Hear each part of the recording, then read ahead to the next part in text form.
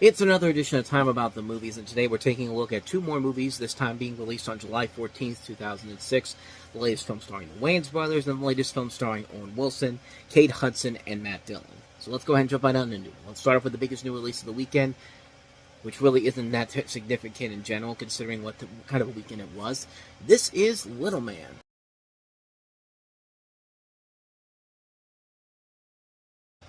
Did you ever see the Bugs Bunny cartoon where the little baby where the little mugger looks like a baby goes to find his money, and he finds out that it's inside of Bugs' rabbit hole, and he has to disguise himself as a baby to get it.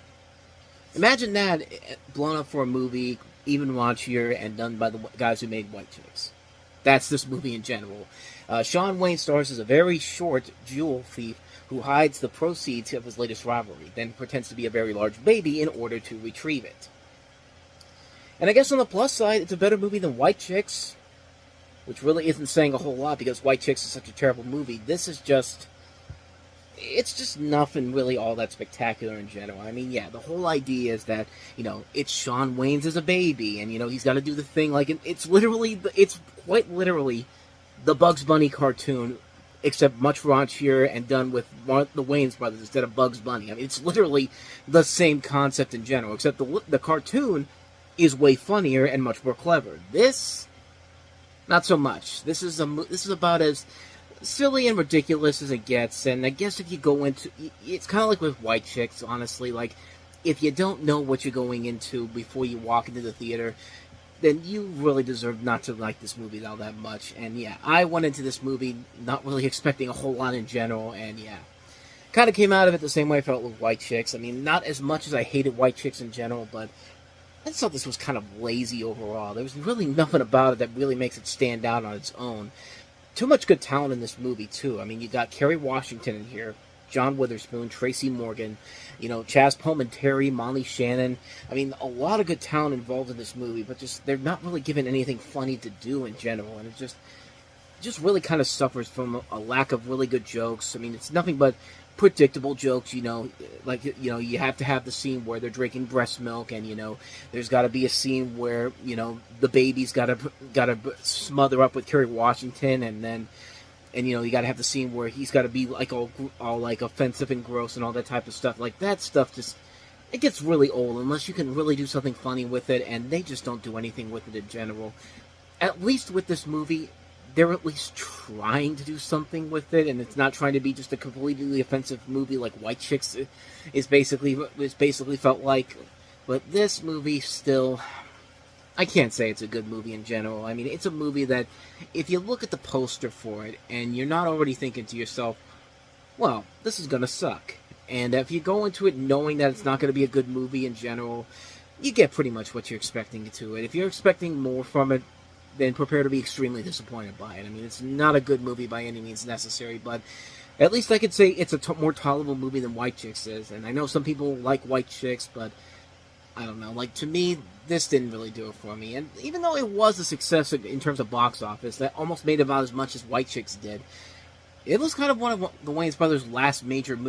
It was certainly the last movie Keenen Ivory Wayans directed, I think. Yeah, the last movie he directed in general. And to start your career off with great stuff like Hollywood Shuffle, Eddie Murphy Raw, I'm Gonna Get You Sucker, and then to just end with White Chicks and Little Man. I mean, that's really depressing, man. But I'll give it this.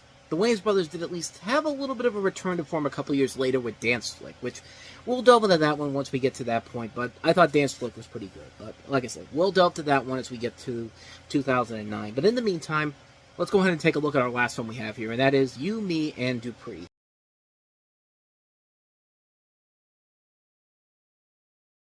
Will you believe this is from the same directors that would eventually give us the Avengers movies and Captain America, the Winter Soldier, and Civil War?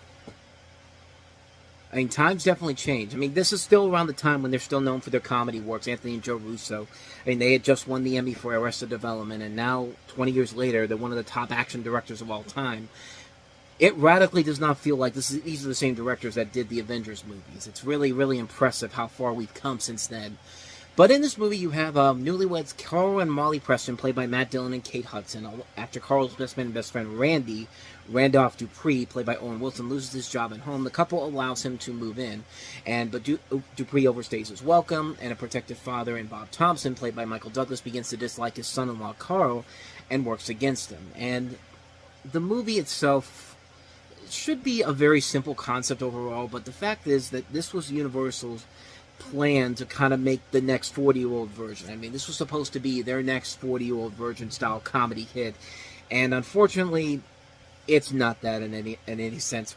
And you can just pretty much tell from the get-go what exactly is wrong with the movie in general. It's the fact that Owen Wilson is supposed to be the odd man in this, the third wheel in this situation, and you know, Owen Wilson's not an obnoxious character in terms of what they're trying to establish here. Like, some people may find his mannerisms in movies to be obnoxious, but they're trying to make him a character on the same level as somebody like a Zach Galifianakis, like in the Hangover movies. That guy that's supposed to be his own thing, that weird guy, but he's also got a heart of gold to him. And they're trying to do it here, but it's just like, yeah, it just doesn't work here per se. And I feel like this movie really suffers because of that initial casting right there. I mean, the movie itself has some brief flashes of some promise there. Some of the acting overall isn't bad. Owen Wilson, I thought, can be good on his own merits, not when he's trying to be the obnoxious best friend in here, but there are times when, yeah, he does have a little bit of charm. He does have that charm to him that works. Matt Dillon and Kate Hudson, they're pretty good in here. Michael Douglas feels like he's kind of the fourth wheel in this situation, where he feels like he's there to just have a pointless role in it, and it just really, his role in here really feels unnecessary, and it's just there to kind of move the plot along here. Also, it doesn't help that you have movies that I've seen many of the sets for being used in this movie, like Global Gym from Dodgeball is used in the third act of the movie, and once you watch Dodgeball and then you watch this movie, it's so hard not to see Global Gym when you're watching the climax of this movie, and it's just like they aren't even trying to hide it, man. Like, it's pretty lazy what they do at the end in terms of set designs and the story in general. It's stuff we've seen done before so many times, done much better on a number of different levels, but this is not a very good movie in general. It's a film that really is a disappointment considering all the talent that's involved in here.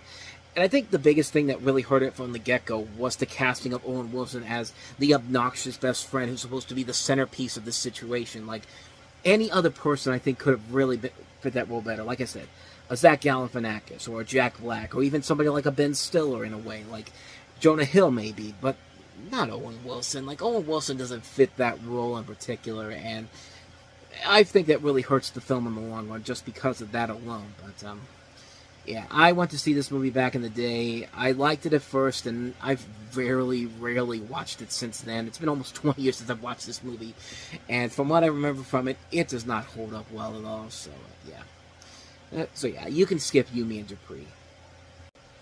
Well, that weekend sucked. Hopefully on the next episode, we can improve on that, and we will indeed improve on that, because on the next episode of Time About the Movies, we'll take a look at 4 more movies, including the animated feature Monster House, and Night Shyamalan's latest film, this time over at Warner Brothers, Lady in the Water, the long-awaited sequel to Clerks, Clerks 2, and also probably the most underrated movie that came out this weekend, Ivan Reitman's My Super Ex-Girlfriend, starring another Wilson, Luke Wilson, along with Uma Thurman, Anna Faris, and Rainn Wilson, just after the success of The Office in the second season. We'll take a look at all 4 of those movies. That'll be coming up on tomorrow's show, and should be a lot better than the movies we had this week. But thank you so much for watching, and if you want to see more videos like this, please hit the place on the next page, check out the previous episode. Also, don't forget to hit the like, subscribe, and notification button, because we post videos here every day, and you get updates on when new videos come out. Now, with all that said, I am off. I will see you guys next time, and until then, as always, take care.